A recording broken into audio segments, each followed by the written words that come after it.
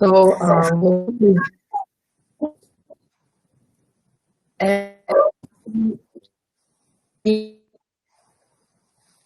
municipal stimulus. We'll go back to that on our agenda. And we have just heard from Jeff. Good information from Jeff.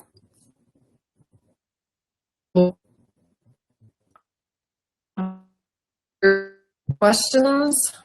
Tracy. So just to clarify, so with the paving, so it was one landowner that put a stop to that whole project. Like it wasn't like we had multiple landowners, it was just one landowner. Yes, we engaged the primary landowner where we required the land to build that drainage conveyance on first, and the other landowners on the project had not been approached or contacted because we knew we needed that portion of land as the critical path to convey that stormwater.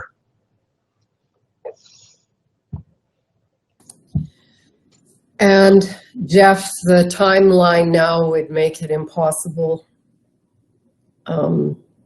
regardless of the situation, to going forward to get the project done in time.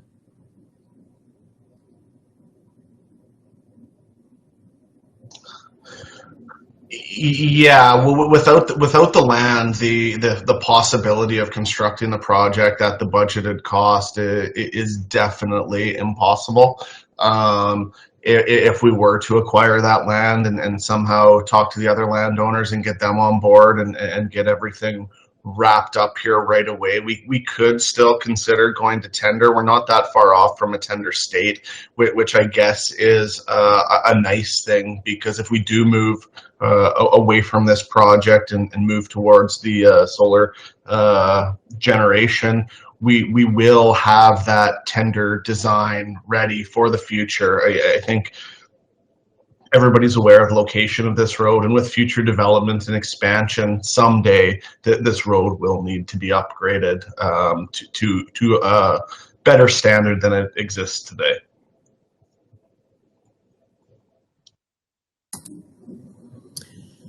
Well, it's always unfortunate when pavement can't be put down, because people do enjoy it, and it certainly adds to the positive economy.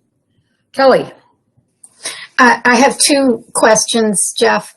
The amount of land that we were looking to acquire, it was a small amount, I think, but can you refresh?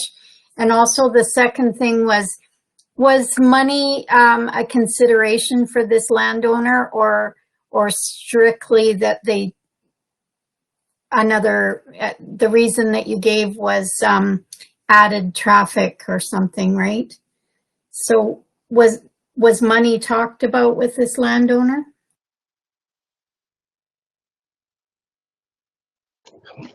So first off, money was not discussed in my initial 3 discussions with the landowner. We didn't get that far. We talked about reasons why and why not the road should be paved, and like I say, I explained the benefits to all parties to him a number of times. The reasoning that came back at that time was basically the reluctance to have the increased traffic flow by his parcel there with the operation that he has going on. He has historically had issues with fences being run over and driven into, and not had much success in recuperating any of those costs for repairs and remedies of those through whatever avenues he's tried. But the long story that it boiled down to was that it was the increased traffic, and he just didn't really want it to be present there. That being said, that is a great question on the amount of land, and I can pull that up right now. It was 1 acre on the one piece and just about 0.3. So it's about 1.3 acres in total of land adjacent to the roadway. So that would be the 5 meter stretch immediately adjacent to the roadway for the length of the project, or at least north to where that EID drain is before it turns to a new landowner on the north side.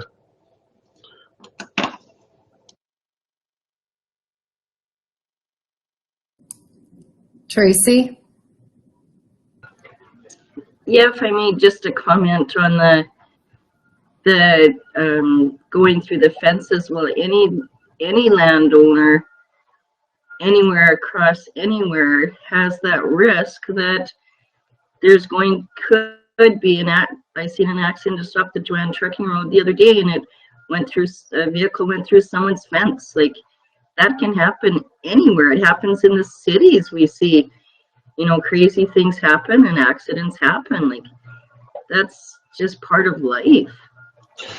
I do wholeheartedly agree with that. I mean, increased traffic means increased probability, but one of the other, benefits to the landowner that I discussed was with the acquisition of this 5 meters, we would, be constructing a ditch where a car or vehicle may get held up from entering somebody's land. We're also moving that fence back 5 meters from the road edge, from its current location. It's not going to be in the way of a plow throwing snow on it. We'll be able to throw that in the ditch. It's not going to rip wires off in the spring when all that snow melts. So I did try to point out some of those benefits from the landowner perspective during our conversations. And just to follow up, in the last meeting, we did discuss money. Sorry, I think I missed that when I was answering the last question there. And no specific value, but I did present the question to the landowner what he would see as a value, and he reiterated that he hadn't really thought about it. Really, he just didn't want to see the traffic going by there. So I encouraged him to contact me if he did consider it, and I did encourage him to reconsider my question, and I haven't heard from him since then.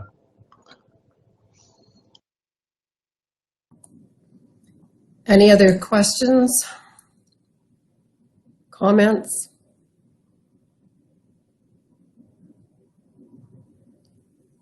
Well, it's unfortunate, but we have only so much time. So thank you, Elaine, for presenting this alternative to us. So questions about it?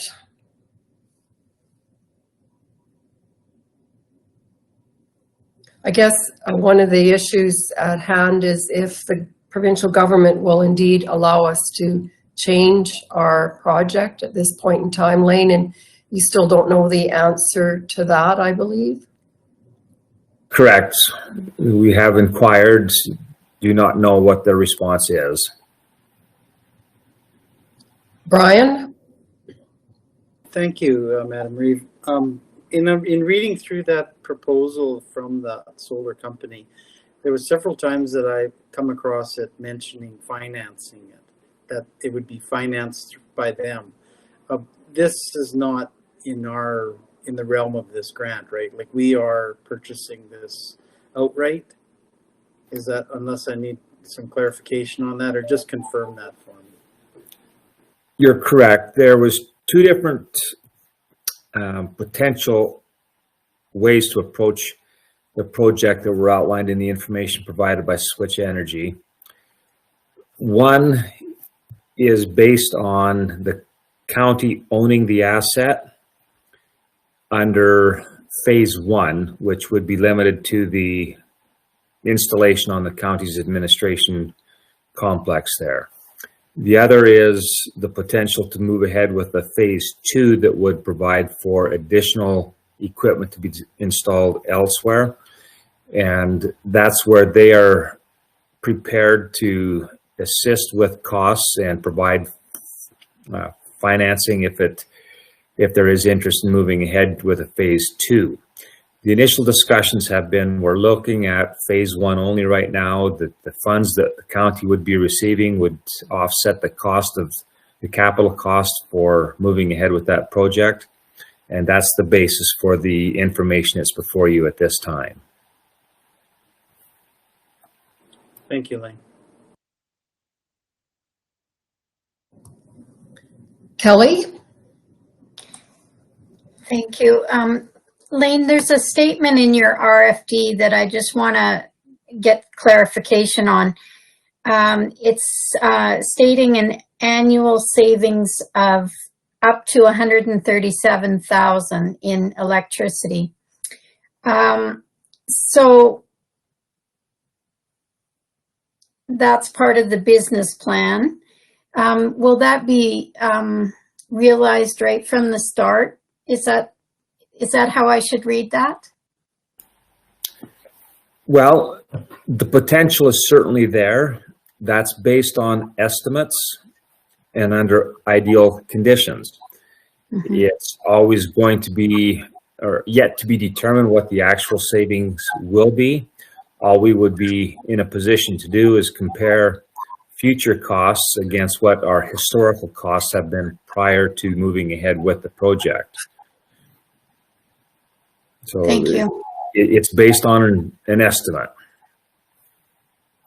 Mm-hmm.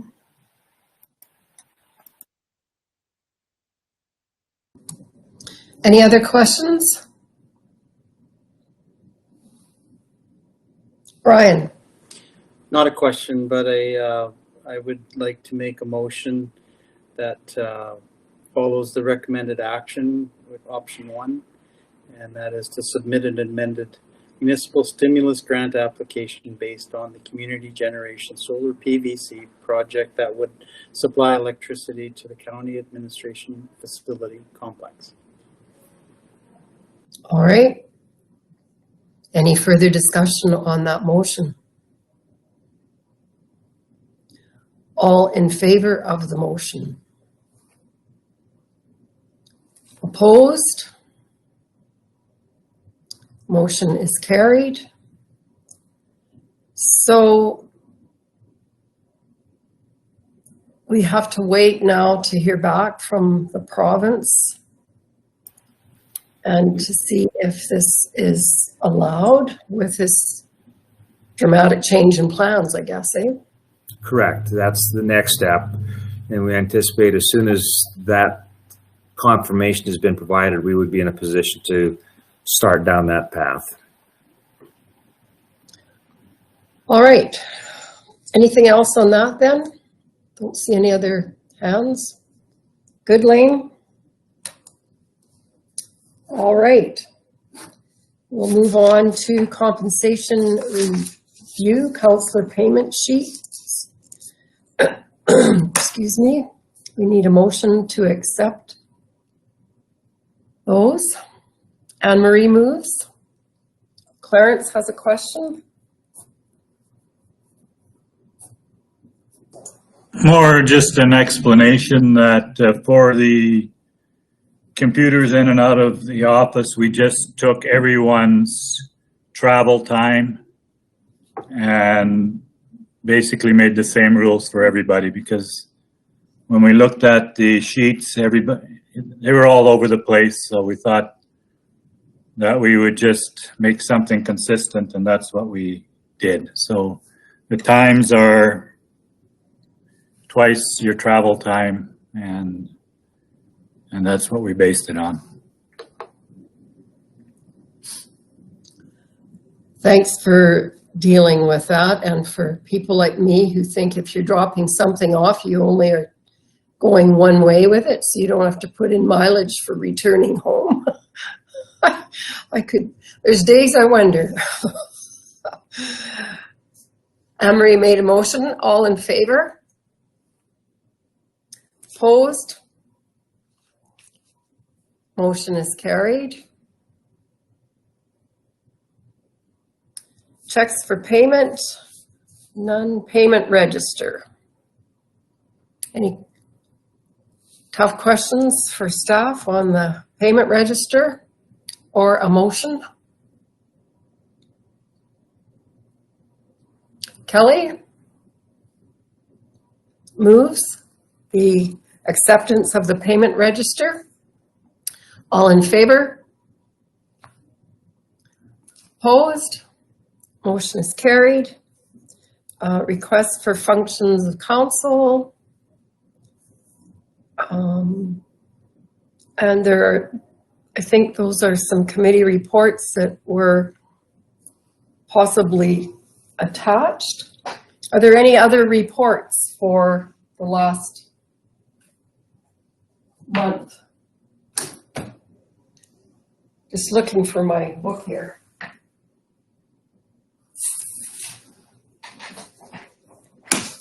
The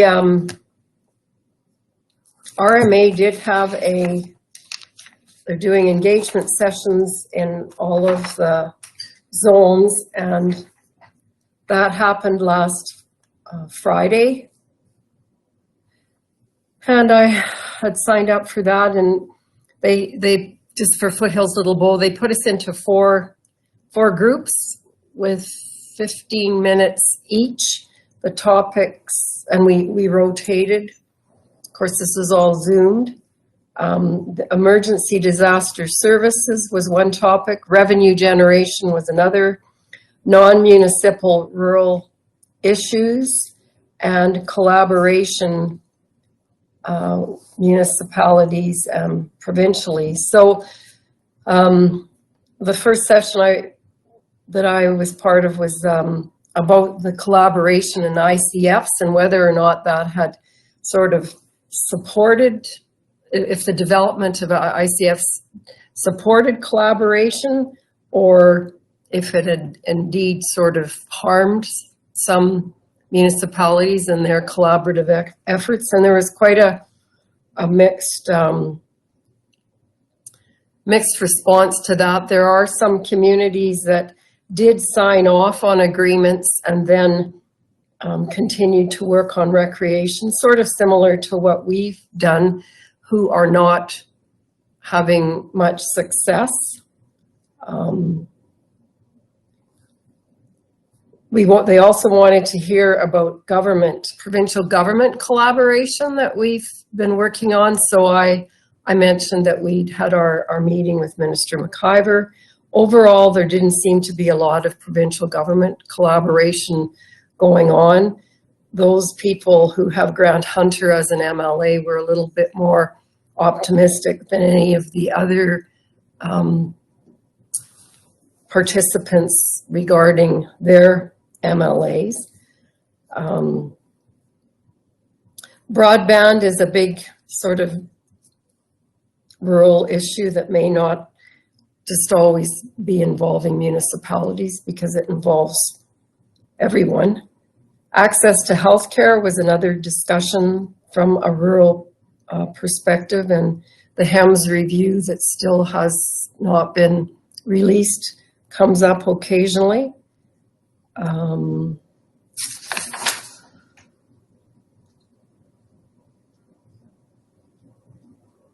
There was a suggestion that for municipalities that have road crossing agreements with their oil and gas companies, that they maybe, there was consideration that they wouldn't allow those road crossing agreements to continue if the taxes went unpaid.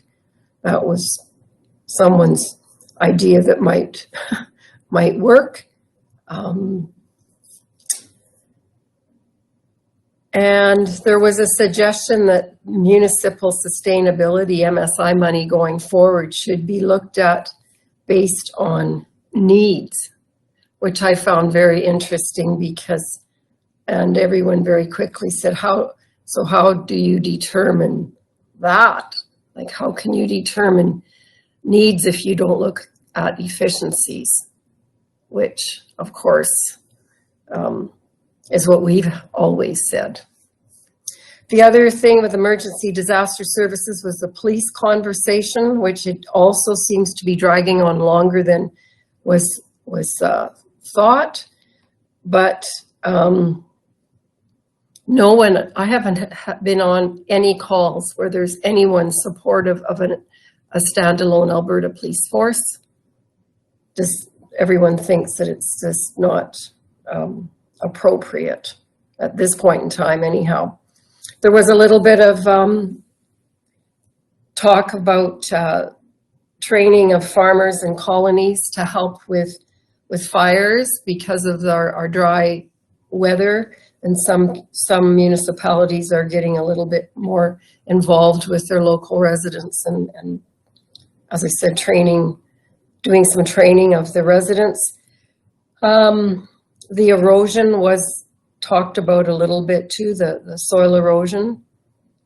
And there were about 25 councillors on that call, along with 6 from RAM, or RMA, I should say. Somebody made the comment also that perhaps sometimes a lot of emphasis is being put on broadband, but that cell service in a lot of our communities is still really lacking.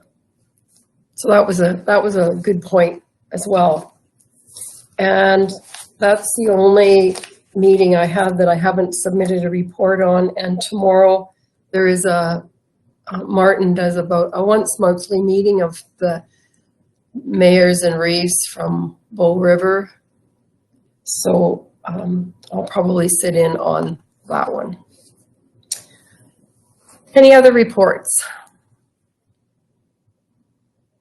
Brian and Tracy? Not a report, Madam Reeve. Just a question as far as the, I keep getting these, and I'm sure you guys all get them, the requests from RMA to sign up for the FCM convention. Those emails seem to come every week, and has it been pointed out that you know, our council felt that it was ridiculous as far as an online cost for a convention? I think it was approaching $700. Yeah, just I find it that RMA is maybe not aware. I'm sure they're aware, but you know, basically asking us to sign up for a convention that was so costly for virtual content that was the reason none of us are participating. So I don't know if that's been articulated or whether it was brought up at any of your conversations with Chairman McLaughlin or others. And I know the last time I got one, it was like, well, you got to sign up because we have an election coming up, and I think Al is running for one of the executive positions, so make sure you get it in there. So it's almost like they're making us feel guilty. Not that happens very easily, but I think it's sort of, well, why are the reasons are you asking when you can't push FCM to maybe make it a little bit more reasonable for people to participate? That's interesting and a good point, Brian. I've forgotten really about it until that last email came last Friday about Al running and about how we should be attending the AGM. So I got Ariana to inquire as to whether or not we could attend the AGM without going to the conference, but no was the answer. So I agree, but I have not heard anything. No one else has made any comments, and I haven't asked. As I said, I've sort of forgotten about it. Tracy.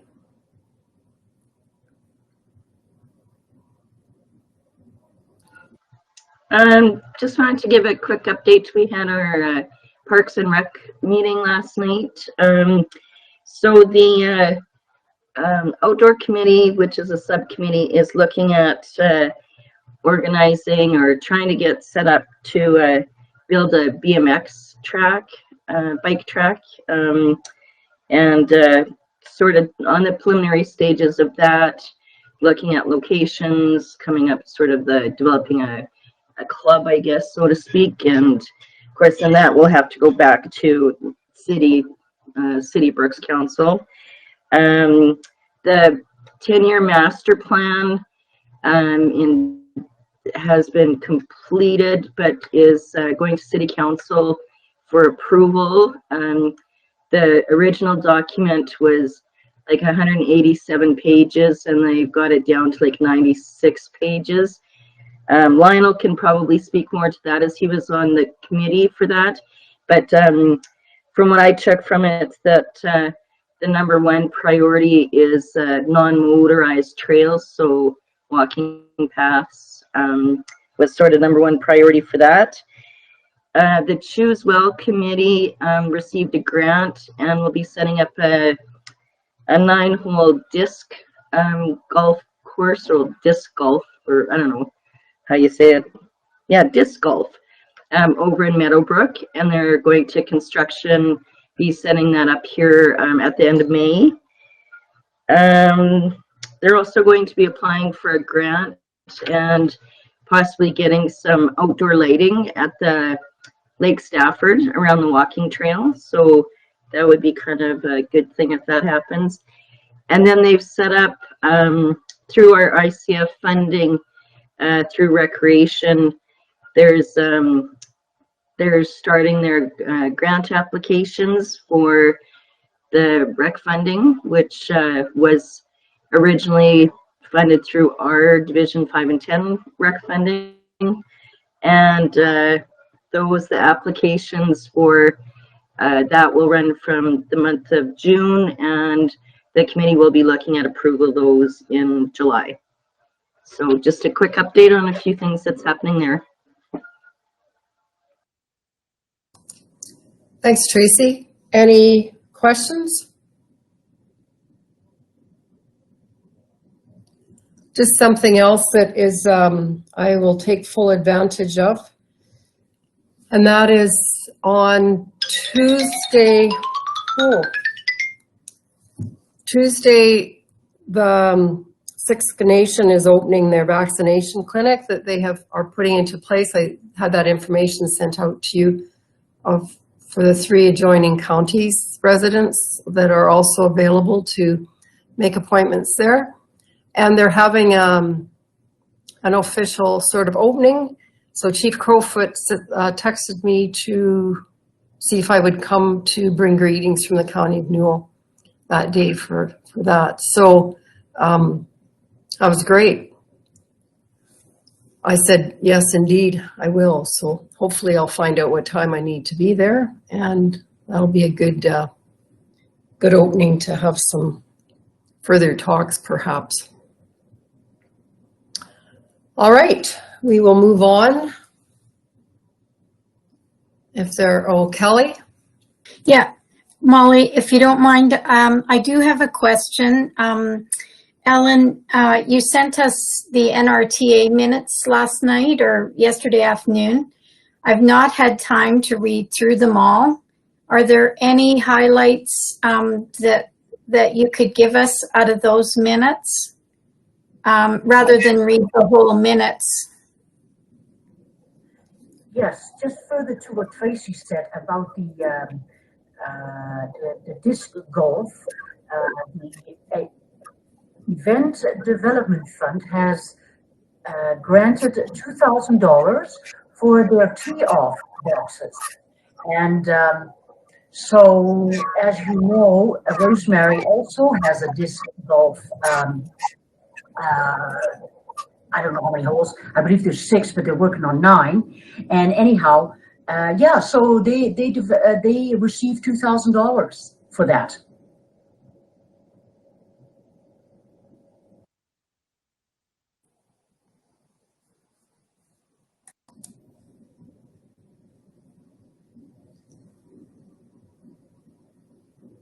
Wayne?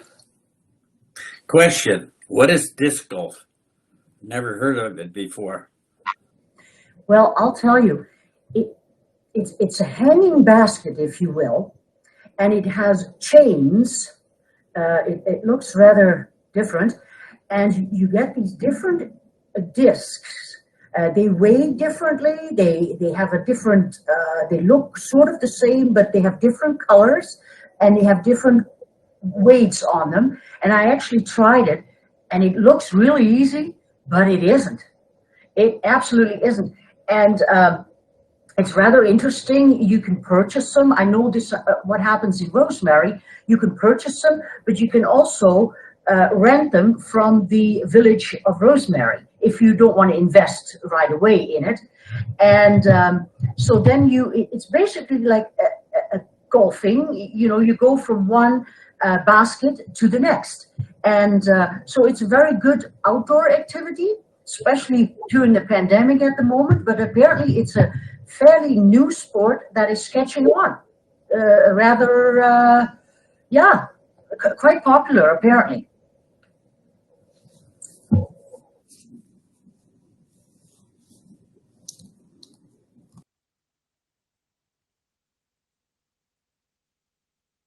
Oops.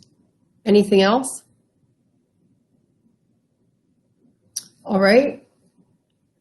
We will move on to, must be the Duchess rec request.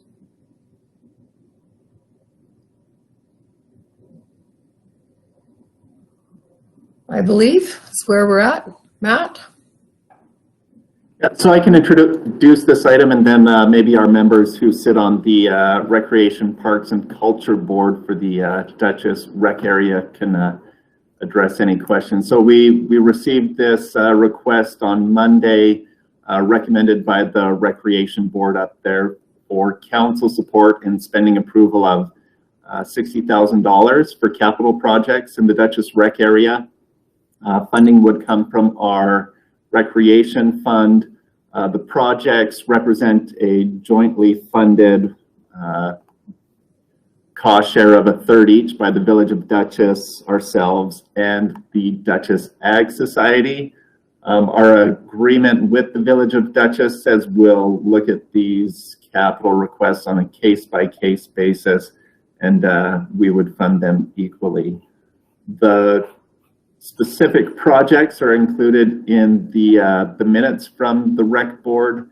So you're looking at a compressor and roof at the arena, new tarps for the golf course, air conditioner for the curling rink, some door improvements at the hall,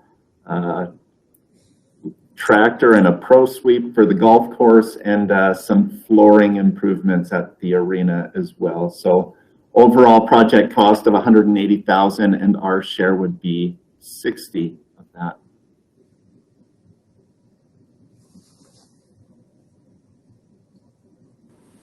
Thanks, Matt. Ryan?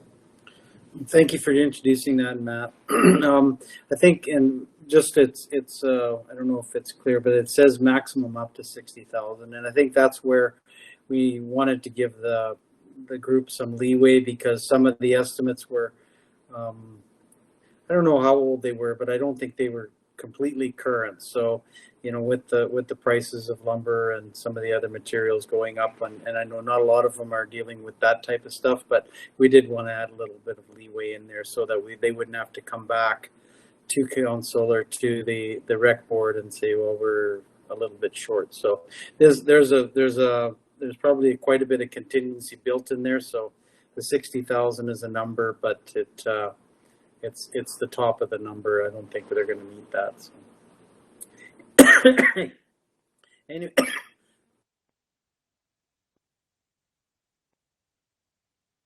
Excuse me. So I don't know if I've captured everything. Anne Marie and I sit on this group, and we we came with an initial proposal that sort of followed what we had talked about as far as after the Tilly group came in and doing a local improvement tax, and the village was a little bit apprehensive because they already charge a levy on their taxes for recreation, and they felt that having another one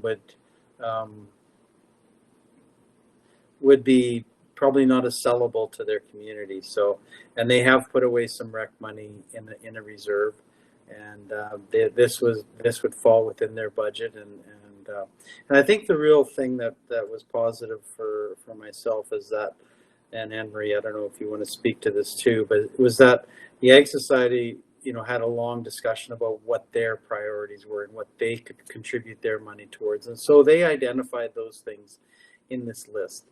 And I think that was the really selling point for me, is they're willing to put the Ag Society's money, the people that run these facilities and operate them and are there on a day-to-day basis. They're the ones that are putting their money on the table and saying, this is our priorities. Can you help us out with some additional monies? And so that was supported unanimously by the village and by Councillor Phillipson and myself. And I just hope council gives it consideration and thinking that it sort of checks all the boxes for what we want to do as far as the community being involved and willing to put their money into it, and the village and the county being equal partners as far as funding the capital portion, as far as their commitments. Thank you, Madam Reeve, and if there's any other questions, we'd be happy to answer them.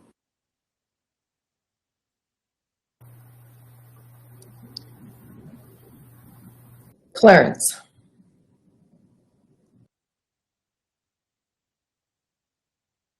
I firmly believe that when it comes to capital, the group should be throwing, and I'm taking the Ag Society as the group, the organizing group or the organization, much like we had this morning. Really, the curling club came. And I think that those groups should be putting in 50% of capital. I think this is a huge difference from what we approved this morning. Huge. And I think it's time that we started putting some parameters on what type of capital dollars we were going to spend. And it's a third, a third, a third. I think groups should be willing to raise money. And I don't care how they raise it. It can be grants, it can be anything, but they should be to give people that really are there, get some skin in the game. I think you have to be at 50. And let the municipalities, if there is a municipality involved, we split it 50-50, the remaining part. And if there isn't a municipality involved, if when we talk about Tilly, Rolling Hills, Scandia, the people themselves have to raise 50. County can put in 50, but when there's two municipalities involved, we split that. And it gives some consistency, it gives some parameters where people know what they're getting, and it doesn't necessarily, we get people from Bizano putting all their money in and all they wanted was a guarantee, and here we're funding this, the municipalities are putting in 66%. I don't think that's fair. So that's what I'm still proposing. I think we have to become consistent. I think people have to know what we are willing to do and what we're not willing to do. And so, quite frankly, I think this is a little too rich.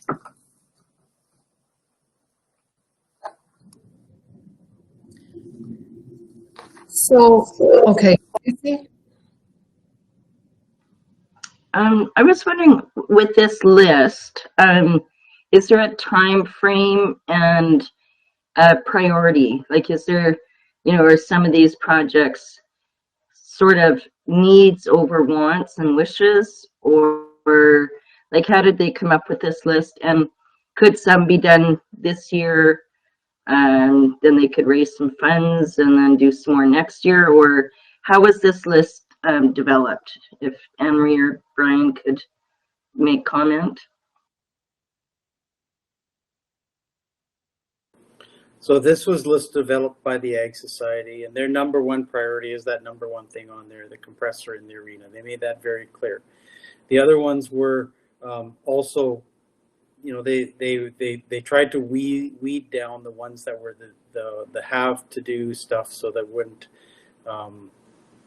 become more costly, that they would lose facilities or lose ability to do the things they did. Madam Reeve, can I address Councillor Amelong's question? Absolutely. So I guess, Clarence, I take a little bit of exception to that comment, because I look at what the division is as far as rec funding in the different areas, and there's certain areas of our county where if you took the total rec funding and divided up by the population of that community, would be very skewed. And Duchess is one of the lowest ones.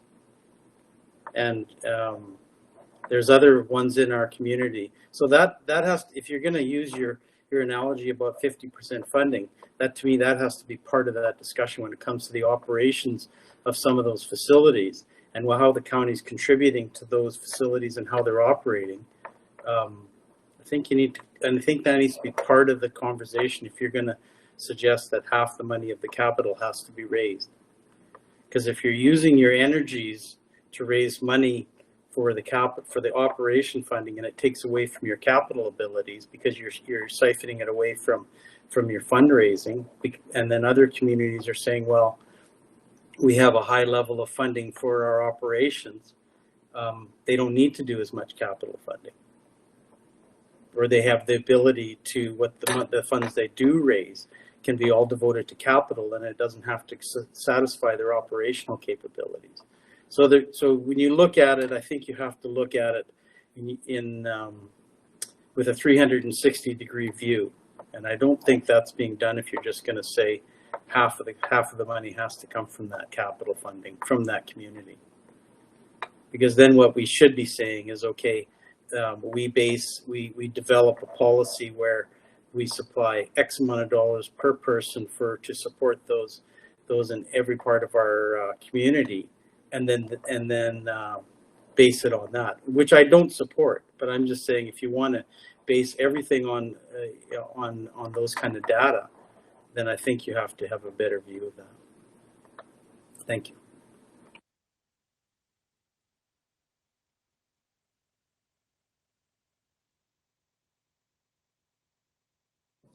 Oh, Kelly?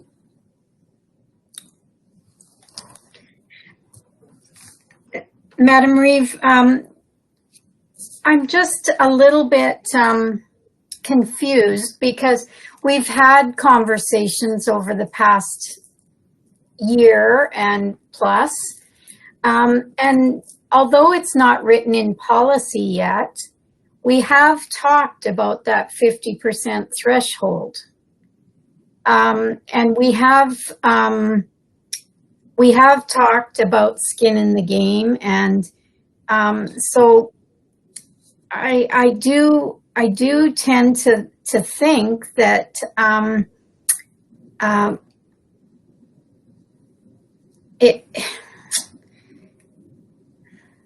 would like to see more in this vein.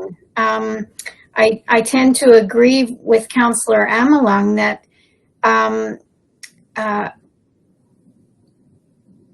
the community needs to be invested. We've talked about that for capital for years. And that's where my thinking is right now. So I have some work to be done for sure.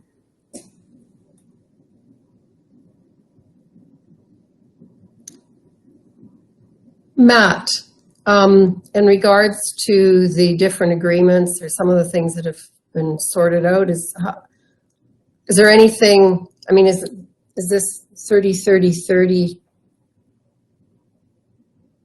like, we haven't really put anything in writing yet, or? With respect to the Duchess recreation agreement, it's written in there that the councils will consider the capital on a case-by-case basis, and that between the village and the county, we will cost share 50-50 any of the shortfall from an organization. So if the Ag Society came in this instance with their 30%, and we agreed to pick up the 60% between the two of us, we'd be on the hook 50-50 for that difference.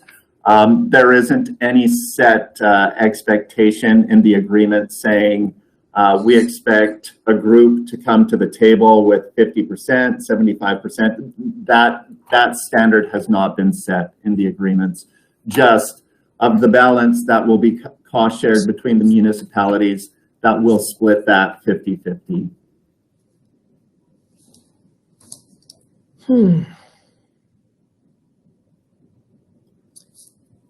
Clarence? Well, you know, it's nice to have this happen in one meeting, because we get one group coming in here And all they ask for is a guarantee that if they can't get that last grant to fully pay for it, that we'll stand behind it. And then we get others which, you know, our operating money is from the rec thing, and it's totally there. It always has been for a long time already. Tilly Rolling Hills are one of them. I'm not sure how Scandia Rainier works, but it's different. And I'm just looking for some kind of consistency when it comes to capital. And we have a huge difference from what happened this morning and what's here. And how do we as a council say, well, Zana, you pay for all your stuff, you didn't come to ask for anything, and then we do this. And I find that out of balance. And we've struggled with it. I know we've struggled with it hugely. We've struggled with it ever since we've pooled all this stuff, because we all do it differently.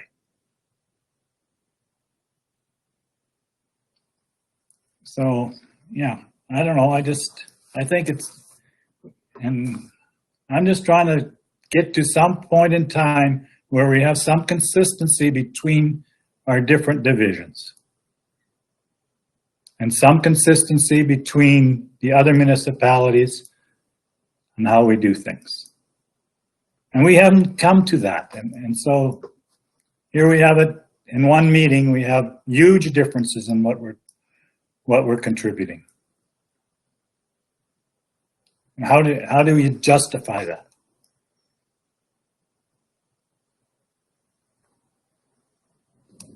Wayne? I got one question is, when do they need this money by?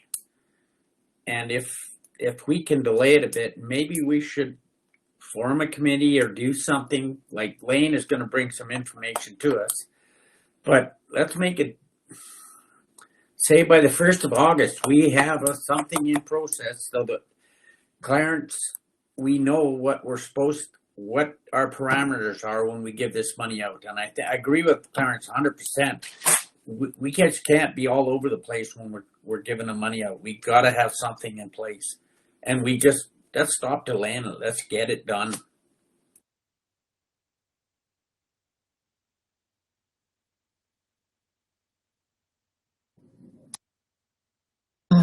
Anne-Marie?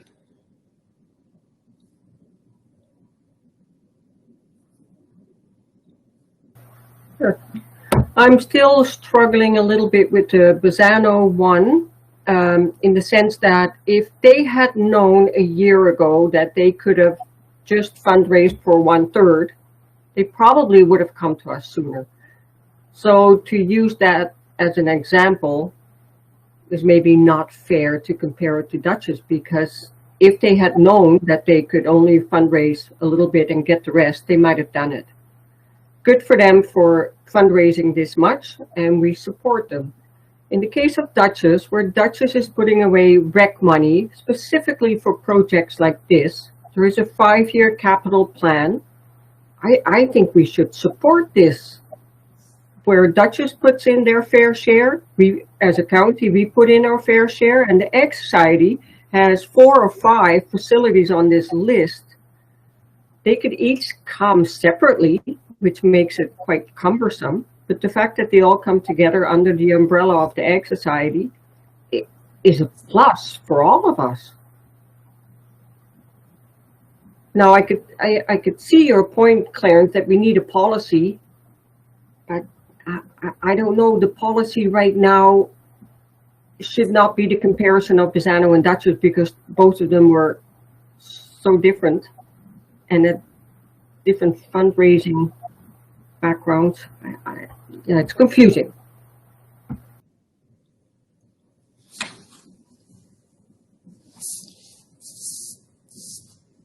So this, I'm just curious, would the majority of I know the Ag Society in Duchess is quite active in fundraising, and they also get money from the provincial government. Would they raise more money than they get in grants? Or would you guys know the answer to that? Well, and that's why, oh, if I may, Madam Reeve, Yes. if I may, you know, that's where I think I brought up the comparison about the grant funding within our own county as far as the differences between places like Rolling Hills, Tilley and Duchess and Bassano. They're actually quite a bit different. If you base them on a per capita base, if you took the total grant funding and you divided it by the per capita, there's some places that really benefit, and Rolling Hills and Tilley are two of them. So ultimately, you're looking at those communities like Duchess, where some of the money they're raising, they're fundraising for, is going to operations. Whereas in the other ones, that's not necessary, or it's not necessary to that extent. So that's why I take some exception to saying, well, we're just going to look at equality when it comes to capital. Are we going to look at equality when it comes to the operational side of our funding? I think with the people that have put forward those requests have done it with a solid outlook, and I'm not prepared to suggest that. But I think that this comes, the logic that this comes with, the third is sound, based on the fact that what they're gleaning from our operational side is significantly less than some other communities. And that has to be taken into consideration, because if part of your fundraising and your user fees are going strictly to operations and to keep your doors open, well, you're not going to have a lot of room left for capital. If in these other communities where, you know, they're receiving a significant additional funding than the Duchess group is and it's going to operations, well, you know, of course you're going to be able to fundraise for capital a little easier. So I think that's the difference that we have to look at. And again, if we're going to rewrite policy, we better include the operational side of it too. And either somebody has to take a cut or somebody's going to get a benefit. And then you know, in all likelihood, Duchess could easily probably come up with that, because their funding will probably double. And so don't forget that, and look at the numbers if you want to look at it and compare apples to apples, because there's two different streams. And I think that this should be supported. I think that it's come back. You know, we've had lots of discussion about this, and it's not going to be perfect, but I think the framework is there that we expected communities that wanted to do some capital stuff to put some skin in the game, rather than just coming to the county or their municipality and say, well, I need a new facility, please just build it for me. Here's the here's the bill. So that isn't happening here. There's some skin in the game. So anyways.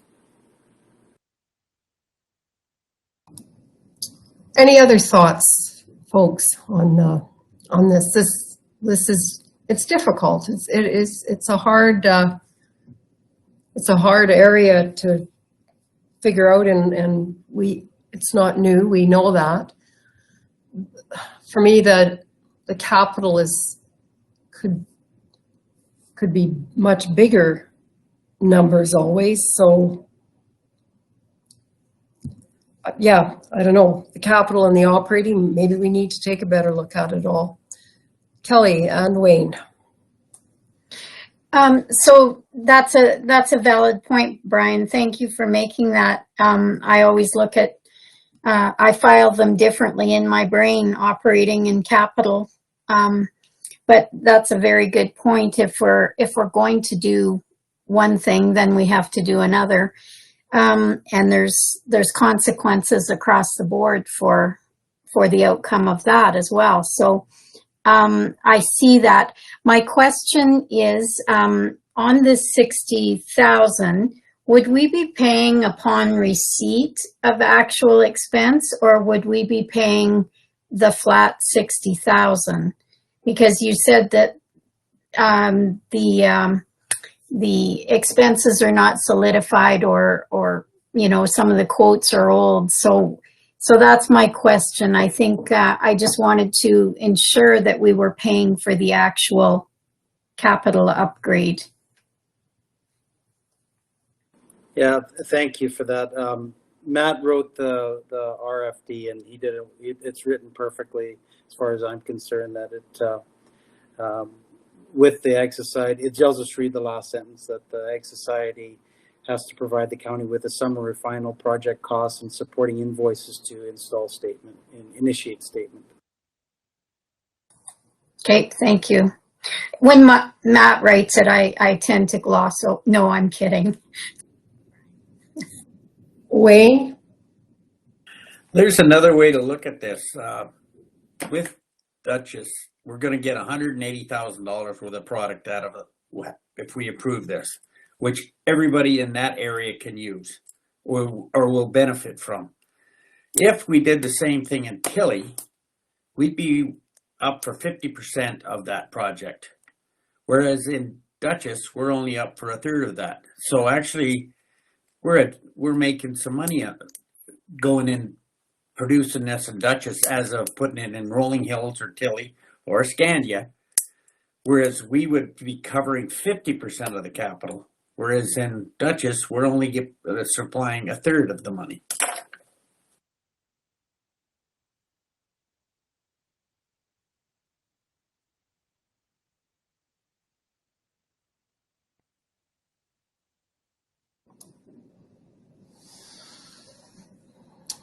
Other comments? Clarence? Well, I can see that there's no appetite to make anything easy here, and that we're going to be doing different things for different areas, and I can live with that if that's what we want to do. I think somewhere along the line, our councils are going to, in the future, going to have to say, do we pool recreation or do we not? We've decided to pool it, and that's made it more difficult. But I can live with it. I appreciate what all local people do for their areas, and I really hate to stand in the way of it. I just thought we should make a final attempt to try and kind of homogenize this stuff a little bit.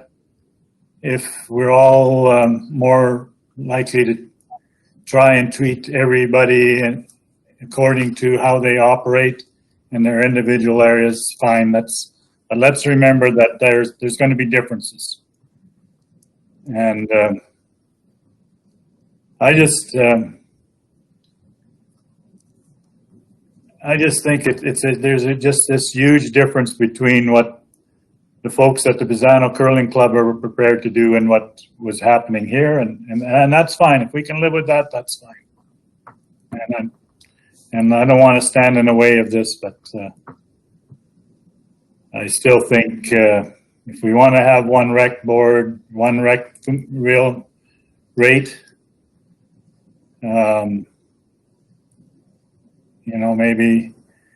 maybe that should again be localized so people are paying for their own product. But anyway, it's going to be somebody else who has to figure it out from now on. So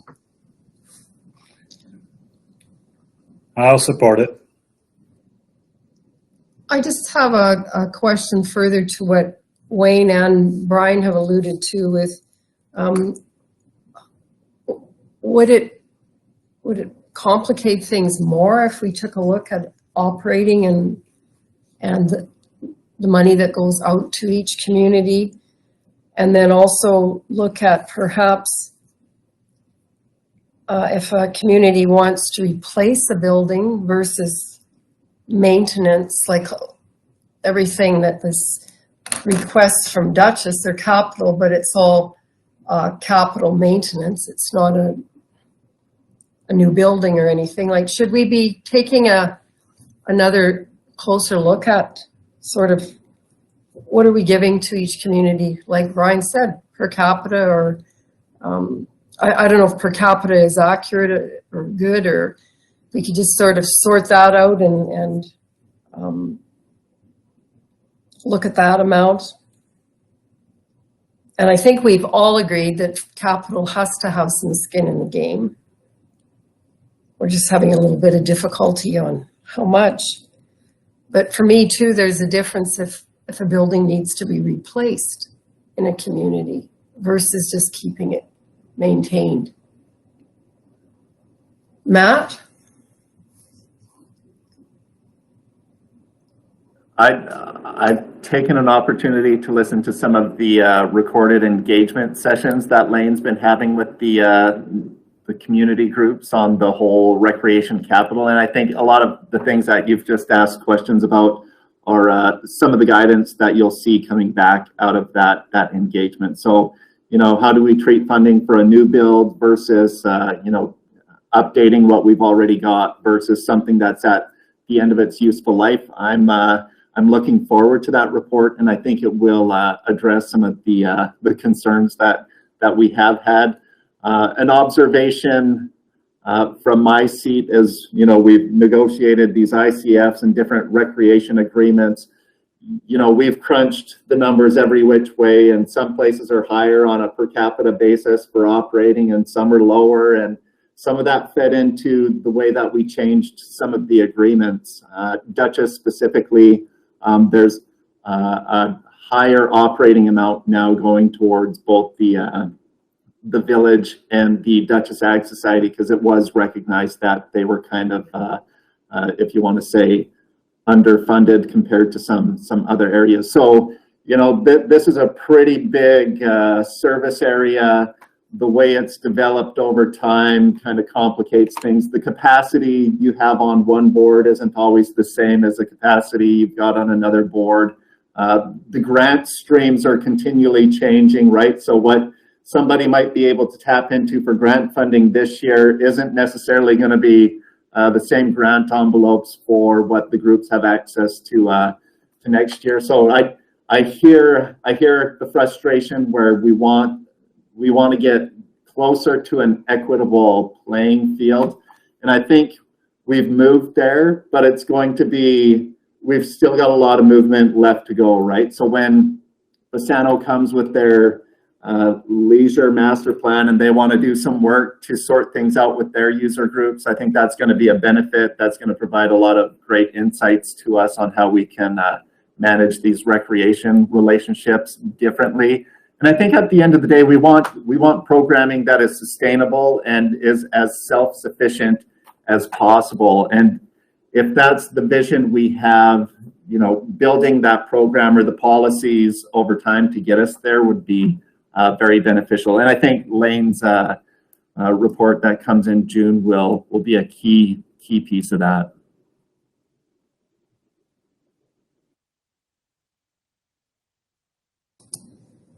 Tracy?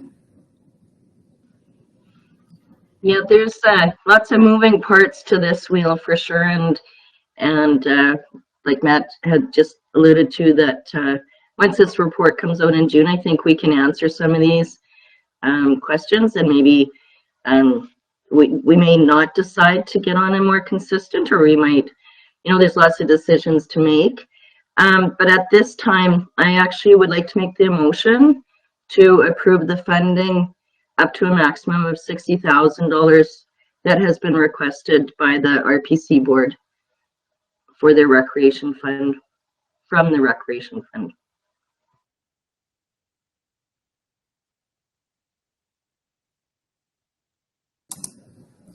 Brian? Tracy, thank you for that. Can you just look at that one, the recommended action on the RFD? I'd like it to be included, that last sentence about the funds to be released when the invoices came out, as was questioned before. If that's okay, I think that motion is written exactly the way that should reflect what our discussion was today.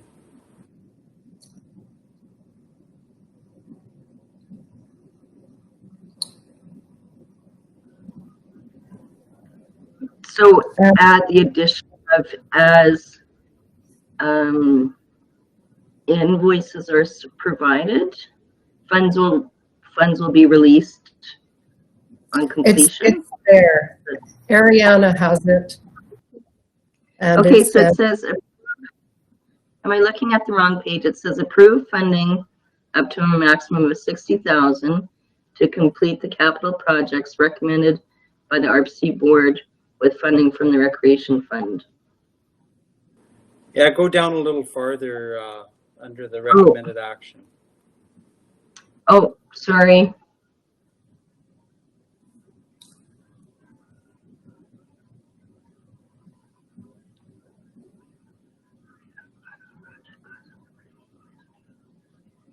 Yes, that would be my motion, yes. Under recommended action option 1. Sorry. All right. Any further discussion? All in favor of this motion? Opposed? Motion is carried. Is council feeling generous enough now to make a motion to support the Bazzano master plan? No, Because I think that would make their council feel a little better, but whatever the case. All right, Brian. Well, I think we should. It's not on the, is it not on the agenda, No. is it? No. We're just having a fairly big Well, I was reading the report from, I think it was Councillor Chrisman, and that was expressed, and I made the motion I think last time, so and it was a tie vote. So if you're willing to accept it, I would make that motion again. Maybe somebody had a change of heart, or we wore them down with all this recreation talk that they're finally submitting a little bit more joy to their life. But anyways, if you'll take it, I will submit it. Well, Kelly had commented about it in the report. We had a very good rec meeting with Bazzano, after we had turned down their motion, and I mean, their council is willing to proceed and go on and so forth, but it was just it was just a thought I had after all the discussion today. I would hate you to put forward a motion that gets defeated again, Mr. Amulung, so I don't know if it's worth your while. Or Mr. DeJong, I should say. Well, I voted in favor of it last time, by the way, Molly. Yeah, I met Brian, Mr. DeJong, sorry about that. Ellen, is that your hand up? Yeah, I'm just curious, perhaps our CAO can fill me in a bit. Is there such a thing that one can just bring up a motion that was just passed to bring it again the next meeting? Is there such a thing as that the MGA speaks on it at all? I'd defer to our chair on this one. I think as long as council consents to the matter being brought forward, you can certainly do that. I was just. However, it's not on the agenda, correct? Sorry, Molly. However, it's not on the agenda, correct? Does that make a difference? I was just making a bit of a joke, so shall we just move on?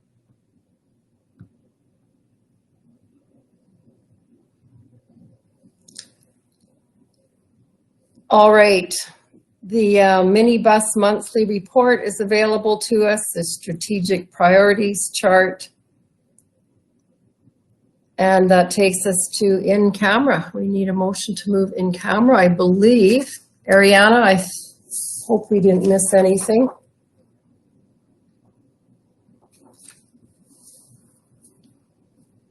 I think you got it all. Ellen? Motion to go into camera. All in favor? Opposed? Motion is carried.